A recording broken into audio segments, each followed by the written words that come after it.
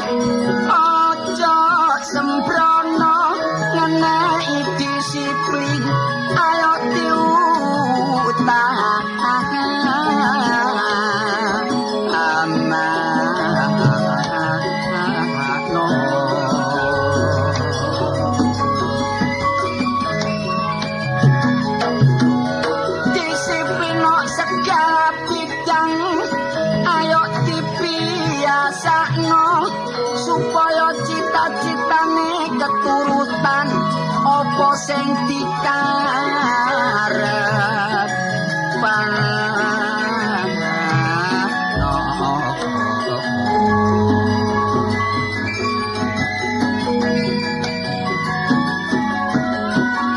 nek wis nyambut gawe ae sing ati-ati pikiran sing males ayo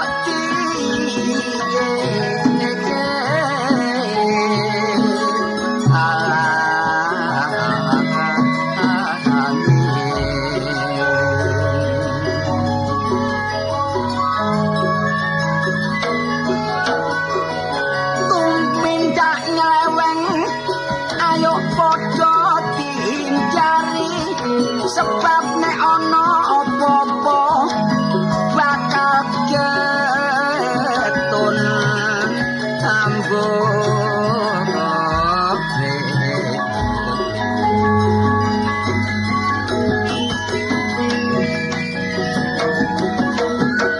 nek wis kerja ae ayo sing ngerti ayo sing tekun lan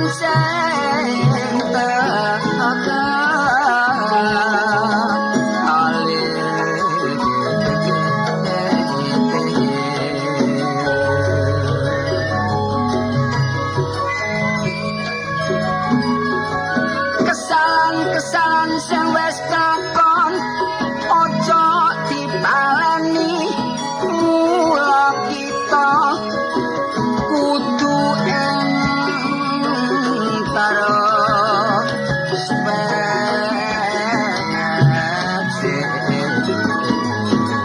wong bebojoan kudu saling menyadari lanang wedok ayo saling mengurus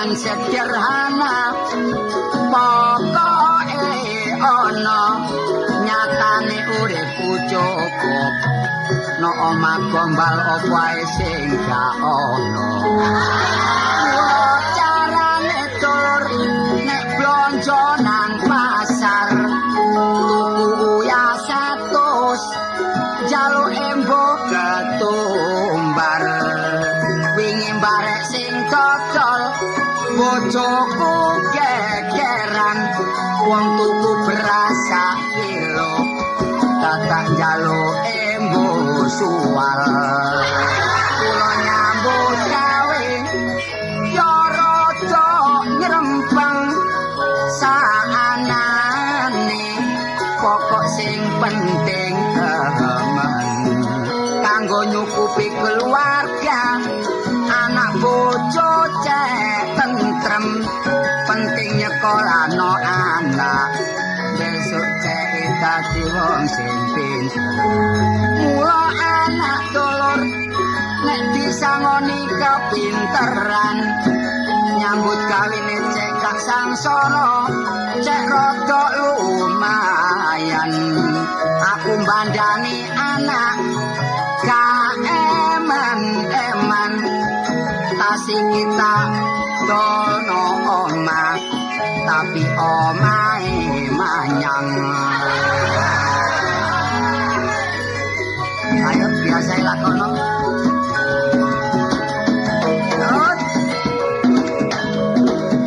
jos Dek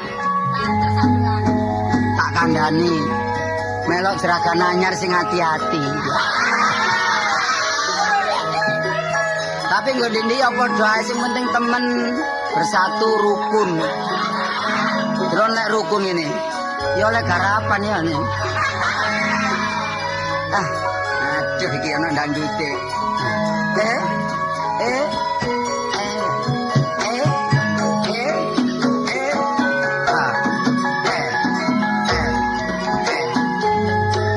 Kutunggu yuse guru iki bengi aku oleh rezeki tak delok wis jam 1 aku madu gate klambi terus aku melaku ngetan marani lanjar omahe no perapatan brasa no peteng-petengan liwat wetane omah dadak kecemplung blumbang kuncung aku kakuan krengkel keroso adem liwat palang pawon barek jakem dientuk kala jengking rasane teng-teng pikirane wis kadung pusing buka lawang tengah kok yo di kancing kate totok-totok wedi dianggep maling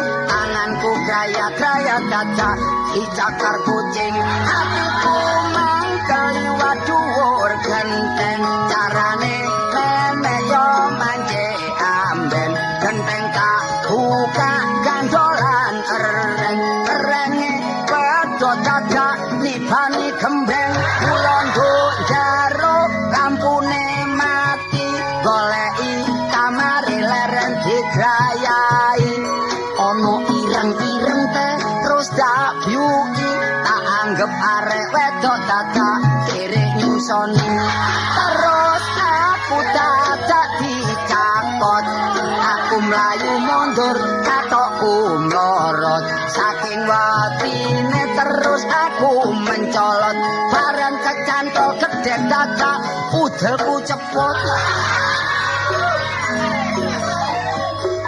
namung semanten kidungan kula saelan boten borong kang rasa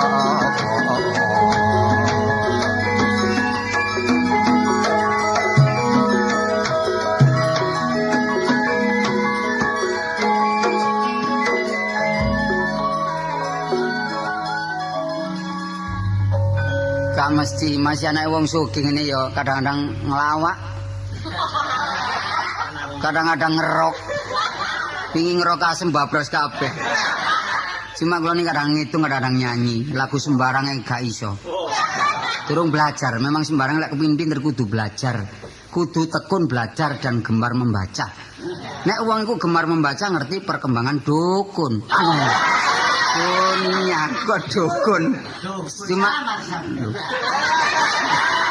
sapa nyatek awene. Cuma swara kudu dirumat man.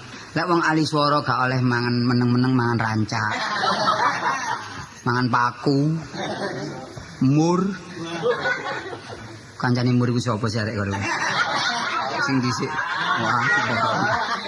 Wah iki nek ngomongi jeng mredeli lambe iki rek. Soale awak dhewe iki sapa wis menceng kabeh. Loh, kok padha sing dhisik sik jejeg saiki kok wis meret-meret. Mbok kok mari peyok. Yo jare mari operasi. Ya mari operasi sik peyok ae. Kok gak berhasil ta? Hah? Lah kok nang nggonku apa tak saudare? Wis tak gak berhasil terus aku nang Argentina. Ora bal-balan yo berhasil musuh Argentina. Tapi kaya biyen kok jejeg ya, saiki melok jeragan anyar. Iya. Atate yo bejane jeragan sing anyar iki. Wis kari ra grek. Tapi seneng melok jeragan anyar iki. Sing nom tapi brengosen. Enak lho nek brengosen iki lho. Nek numpak bis gak tau ditarik. Ayo apa? Ayo apa ditarik lak ngamuk brengosen. Oh, gak masuk akal keran. Tarik karcis gak tarik brengosi kene. Kon niku lara kena apa sih? Mbok dipriksakno apa? Diperiksa nang nang mantri pasar. Mantri pasar tarik karcis ta kon. Nang kesehatan apa sih laramu iku apa? Asale tiba piye? Oh, tiba gak direken. Godak layangan piye? Lah wong layangane digodhog regane selawe ae. Ya ben sik cilik lho. Oh, gak ngerti yo. Umur kira-kira umur 12 aku. Layangan. Layangan wis tak candak benang wis kenek. Terus sikilku ditarik sapran. Terus tiba aku gak tepak tiba di sorono watu keseliyo mulane saiki contoh arek-arek cilik kula ana layangan diagak dijangkau gak kenek gak usah apa maneh ana kawat listrik sampe kesetrum lak susah ya ben ku gak ngerti masih ana pucuke klopo duit selawe iso golek dipenek biyen arek cilik iya ben awakmu tau menek klopo ya tau menek klopo gak tau nek jambe piye gak ngono lak tau menek-menek klopo. Menek-menek sembarang wong sik cilik kok niku ben apa-apa sik cilik sehat normal saiki wis gerang ojo menek-menek. Wis arep menek-menek ya. Menek tau logo teko amben to. Yo golekno priksakno nang Pak Dokter. Nek perlu dioperasi ngono lho. Kuwi ngono operasi helm kon gak gelem rono. Tepak kokno. Iya dioperasi siraku lan kon. Lho gak ngono, sing penting ya nurut apa sing di apa perintahe Pak Dokter. Nek ajure kok operasi. Oh, kon nang omah mari. Tak sembure. Hah? Tak sembure. Golekno uyah ae wis. Uyah? Iya. Ambek apa? Pencit. Nambani rujakan kon niku. Gak ngono prapen ae wis. Oh, prapen ambek apa? Geni ambek jagung nom ya. Terus ditunu kon sing ngerokoti. Ya diombe jangkrik, dikik jangkrik lek mateng enak lho, Kren. Kon gak tahu kok. Pas aku enak walangi lho. Wis perkara lara iku golek sing cocok kadang cocok nang dokter. Kadang cocok jamu-jamu biasa. Jamu Jawa ya ono. Terus kon iki kate nandi kok nggawa pacul, Bang. Lho, tapi nang Tegal. Lho kon niku Tegal Pekalongan. Ya ndelek Branjang Kawat. Oh, tak Tegal. Oh, diaran wong tani sabane Tegal sawah. Tegal sawah. Iya, tanah molan, yo. Iya, tanah apa pasamu? Tanah apa? Tanah longsor. Tanah mombo. Wong tani ku kudu maju. Soale pangane kudu luwih-luwih kanggo nyukupi keluarga lan nyukupi bangsane. Tanah mombone piro sih? Lho, ana nek 3 meter. Oh, cukup lagi mendem kone lek iku. Wong tani kok 3 meter. Enggak, 1 hektar. Nah, biasanya lek ngolah tani iku diapakno dhisik lemah iku. Lemah iku dicakari sih. Tak babras kabelan. Enggak ana garbu piye. Oh, dibrojol. Mari dibrojol. Dibrojol terus sapine nek nisar brojole nek ndukur. Oh, kok niku ngawur mesti sapi nek ngarep brojol nek mburi. Marung numpak. Iya, marung dipaculi. Oh, sing enak macul apa ini? Macul gegermu. Yo macul lemah iku lho. Macul lemah diolah. Diolah. Nurut apa sing ana supaya dadi maju. Peraturane wong tani ku apa? Apa ae kon ngerti tanah lan. Oh, tanah ku lemah. Tanah isane awet. Yo aja didol. Lapisan tanah yang paling atas lah penting sekali kanggo kaum tani supaya tetap subur, gak kena banjir, oleh erosi. Terus cara penanggulangan itu ya apa? Itu gampang aja, penebangan liar tidak boleh. Penebangan liar gak oleh. Angon sapi kalian di jero kamar. Oh, lak dadi perkara. Kamar iku termasuk tanah wong sing wis dipageri. Tanah sing gondol. Kudu dikramasi. Ditanduri. Ditanduri lho kon niku. Lan maneh lingkungan hidup kayak diperhatikan, penduduk tambah suwe tambah padat. Iya. Tak diperhatikan lak boleh geger terus tak kadang-kadang salah paham. Salah paham. Ya salah bak, salah marsam. Marsam lak kakang nih bas memang. Salah paham, harus saling menyadari kan. Menyadari. Ya, kadang-kadang wong iso ale wite pencit manggung nang gendenge wong tanggane. Marai gegres. Geger. Iya. Kon nandur apa nduk sawah? Oh, nandur perkara. Kon nandur perkara ya apa kon lak tanduran. Lah kon nandur perkara lak iblis kon. Iblis kon. Nandur apa ae? Nandur koro. Nandur mari nandur pedang. Terus nandur turi, celurit. Ungkal. Kok mlakrak gak karu-karuan. Ya koro itu koro. Aku kapan-kapan aku anak wong sugih. Kon sugih. Tapi yo gak tau nyemplung nang sawah. Cuma kapan-kapan pian-pisan kepingin aku dadi wong tani. Lho nang nggonku ae. Oh iya. Kon budal jam piro? Aku jam 4 isis budal. Mulih jam 8 bengi. Oh bengkong kan. Bengkong geger dadi wak urang temen kan. Lah apa? Ya diatur masih nyambut gawe terus-terusan lak. Engko donyane nglumpuk awake legrek. Lho, diatur. Giliran. Oh, giliran. Iya, awak dhewe jam 8 esuk sampai jam 12 sawah. Oh, iya. Iki mang butuh apa kok mangkok nggo pacul kate nyilekno apa? Nyilekno banyu. Oh, banyu apa? Banyu mati. Lah mati tanduramu. Oh, lah sawah ki ya, Pak, nyilekno banyu sawah. Oh, ya kok geger polai banyu ya geger iki. Lah apa sih geger-geger saling nyadari apa sih? Ya geger iki soal banyu ki awake milih nang nggonku sih. Iya. Wis dilekno mbek Kang Jaya, awak dhewe wis. Polai banyu tok ae. Oh, gak usah menyadari lah. Gentenan ya. Ya bener sewengi iki sapa Kang Jaya, sewengi maneh Kang Sapran. Sewengi maneh nang nggonku ngono mak sewengi maneh Marsam ngono kan. Iya, panen sak tangga kudu sing rukun ah. Ora ada rebutan. Mergo padha perlune. Entane lek gak rukun lah gak kuat lah. Iya. Buka-buka lali ya. Pokoknya jadi ada jibino. Jadi ngatur jibino. Kan, kapan-kapan lek dino Senin nang omahku. Loh, aku nak perlu nih, aku diajak. Aku gini konco lah tak aturi ta. Iya, anu undangan. Iya, rono yang nggo gedang, nggo gula, kopi, beras yang nggo keran. Nanti aku lah kari nyediakno geni karo kayu tok. Iya, kon iki enak ndi kon ngengero nang aku. Wah, kon karepku ya nek kon diajak. Iya. Aku nang nggonmu, anakku, bojoku tak jak mrono. Oh, ya marino tak tutup lawangku, ya. Lihat ndukur. Wong keluar dukur barang, meneh-meneh lek wis enak kelompokno. Tukokno kendaraan tas gak mlaku ae. Tapi kon nek kundangan sing temen ta lho. Apa? Kalau kundangan nggawe lampu-lampu biasa. Lampu apa? Wong wis sebulu kuwi kundangan geger polahe lampu iku. Iya, lampune mati. Lampu tepake mati. Cucupno aman-amin lampu mati tangan operasi. Paten pun dipupune PT Dewa Bandeng. Terus ya. Arek ketok gembu tak cek-cek tak cakot sampe aku. Apa? Tata sikile Sapran. Kamu kon ngawur. Oh, gak tau mangan nek kon iku. Ayo ketok gembu kali jebolane sing. Wis kene tak kandhani. Kasong bales ya Indonesia. Tapi engko kok motor. Sekali-kali kon niku yo jalan, sekali-kali numpak. Tuku sepeda po, nggonku ono sepeda. Sepeda apa? Kadane 75%. Oh iya aku tak tuku. Sepeda pancal, cuma pedal wis legrek. Kena ditandani kok gampang. Kena dipancal. Yo kena. Masa dengkul. Lho yo kena sepeda lah. Oh iya jarine kena termasuk olahraga. Olahraga, jantung sehat lah kadang-kadang wong mlaku supaya jantungnya sehat. Iya, masih gak mlaku sepeda biasa, sepeda macet ae kan dipancal. Meneng ae kaya ngono. Ya bane rusak cuma ya tukono bane sepur, kuat kan. Bane sepur ku awet dadi enak kon gak tuku-tuku isan. Nek tuku bane sepur aku tuku rel. Ora boleh padu la opo bane sepur. Aku lho gak tau mancik lemah kon tak kandhani. Ya mancik sepatu kan. Lho enggak. Mancik apa? Ya nek kendaraan terus sepeda motor. Loh, sepeda motor mancik apa bokongnya? Lho engko sadel. Sadele mancik apa? Sadele mancik garbu. Lah garbune mancik apa? Garbune mancik as. Ase mancik apa? Ase mancik ruci. Rucine mancik apa? Peleng. Ah peleng mancik apa? Mancik ban. Lah ban mancik apa? Bane lak nyakut peleng. Ban mancik apa? Lah lak nyakut peleng ta. Kok dadi aja ngomong ban-banan. Nanti kan ngomong ban mare perkara. Kok kae mbek kon iki ngewangi Sapran. Gila ngomong malak-malik. Mosok peleng nyakut ban, bane nyakut peleng. Bane dicakut peleng. Oh, bane cakut peleng. Ya gak ono ban cakut bebekmu lho. Cuma lek ndok embong-embong hati-hati, ojo karepe dhewe tok nengah-nengah terus. Ngene lha pokon anu. Wong mlaku anu bakul dawet. Mosok gak ketok lek bakul dawet dimunu. Sing salah iki bakul dawet e. Ada apa? Lah kene mlaku bener-bener dhek nyabrang. Lho lah nyabrang cek ditukoni kok. Nyabrang tak ditukoni apa? Wong kene sepeda mlaku kono nyabrang padha ae kono nobro. Nobro aku. Iku lak baseman. Kan lho ya. Mojosari. Mojosari.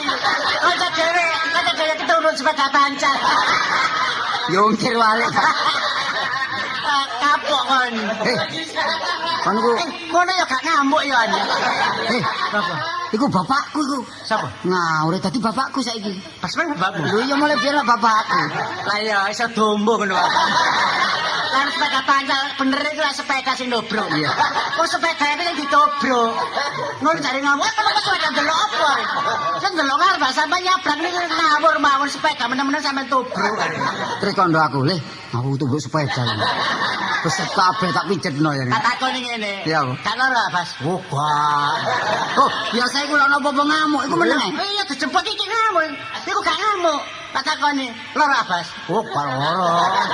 Ata mene urut.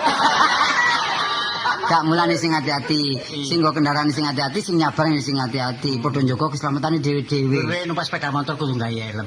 Iya. Iku kanggo menjaga kesehatan sampe gak otak. Wah, kowe nang kamar mandi nang helman lho. Napa kamar mandi helman? Umumnya nang kamar mandi kuwi tipe kamar mandi lah mesti karo gak otak. Iya. Lah aku adus yo gawe helm. Terus Ya gak terus awakku.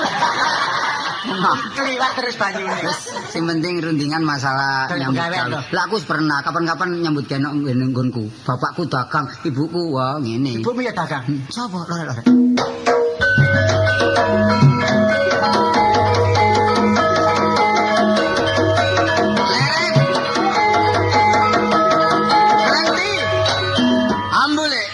Ambu apa? Ambu syokran. Oh niki lha apa sih teko adik bajakan kaya Pak Sakerah riri. Ya ngene iki lho akibate wong ngeter ilmu iki. Iki ilmu petak iki. Wah iki nek digawe Joko Tengah ampul lho. Oh Joko Tengah kok. Lon wi aga sakmono kayak ngomong berhenti leren. Kaya kepidek orang-orang. Kaya orang-orang kepidek. Iya, lek gak dituruti leren lek gak kebayar. Kon iki ambek titenono sepele rek. Terus lah. Oh awak dhewe kan kate pencaan kan. Pencaan kan ono sepele. Jurus apa kan kudu di. Iki jurusan Benowo iku lho rame iki. Iku lamale apa iku? Ae kon sanajan belajar silet wong iku kan. Enak di belajar pesmes ini. Silat kok silet. Termasuk pendekar. Aku saiki peraluan lho. Oh. Tadi aluan kok dorong ngono. Yo enggak. Apa Maksud iku biyen nyambut gawe dinis aku ta. Iya. Saiki nyambut gawe aku apa? Blantik aku. Wah, lah kula apa iki? Waduh, wong kadung jodoh lho. Kaitane kula cilik-cilikan. Apa? Kula bebek. Bebek taingu setahun mana-mana tarupokno wedhus. Oh. Wedhus wedok. Lho tenan. Mana-mana tarupokno sapi. Sapi nih? Sapi wedok kan. Lho tepae. Iya babar ya. Mana-mana sampai tarupokno wong wedok iki lho. Wong wedok mana-mana. Sabrolan papat.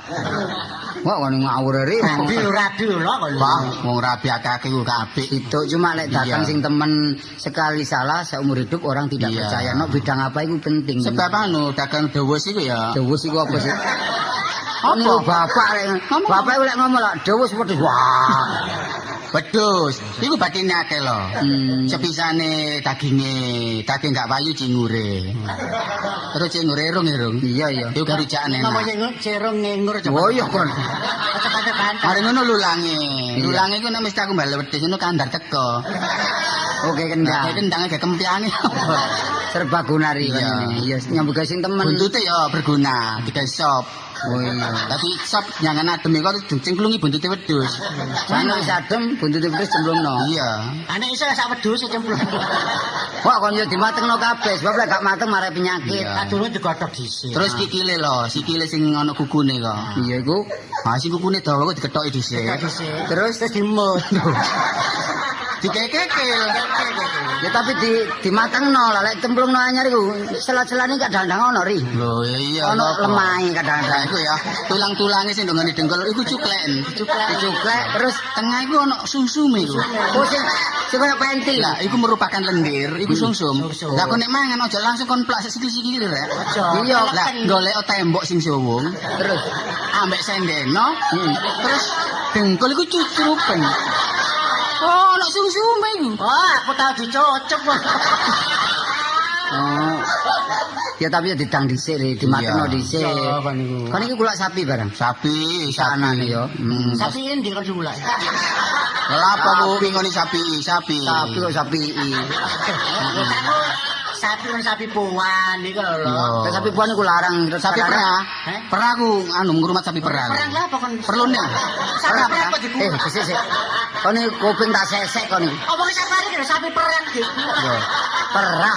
Sapi perah, sapi puan iki lho. Puan iki lho. Aku lagi nguluru ta. Iya. Iku kadang-kadang sing gedhe iku anu. Waduh, hasilnya akeh lho. Iya, iku Sak peresan iku 30 liter satu hari.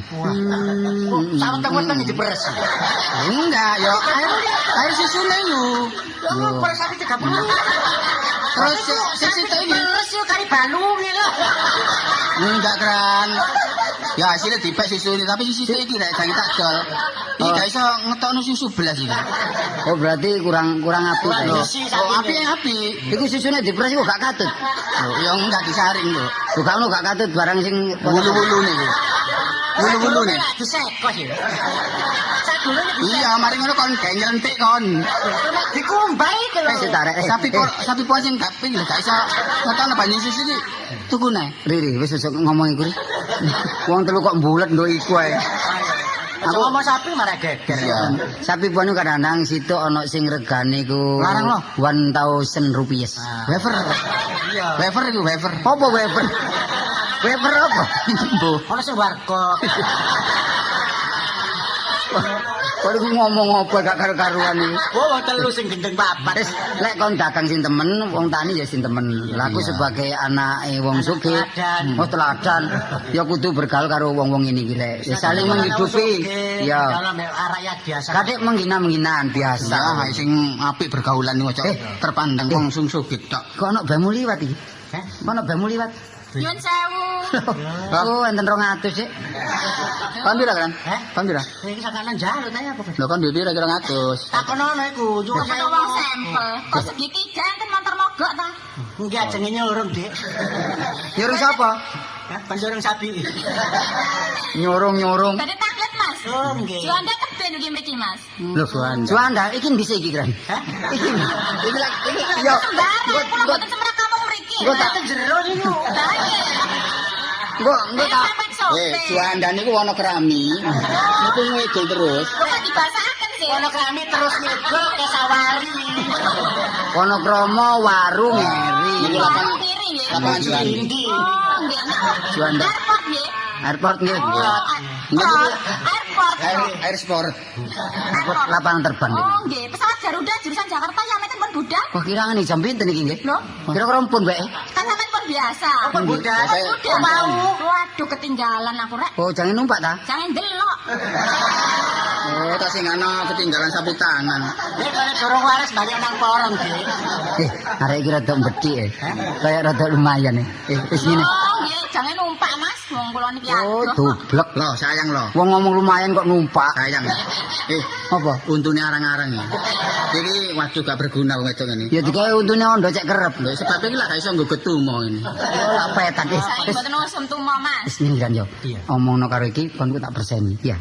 Utawa lek wani gelem tak tali terang-terangane. Wis kon gak usah kan. Wis engko melok nyambut gawe nok. Bapak ya, kon melok nyambut gawe nok nggonku. Sak ono sing ngeleng aku. Arek iki kok Dik wis terang-terangane kamu nafsir aku ya. Hah? Kon Sampeyan nafsir. manten pinten? Lho kulane biyen. Wah, iki nantang ae. Iki rombekan dah. Kulane biyen Lah pira? tafsir. Kulane biyen pira? Biyen 35. Oh, ya dono titik, Dek. Sampeyan niku ya napa rombengan ta ya napa? Wis apa Sampeyan niku cinta kali kula ta? Aku Gampang, jan- sampeyan teng Jalan Merpati nomor 19. ngono ta? Nggih. Loh, wis tak ngono, Cok. Loh, ditinggal jak.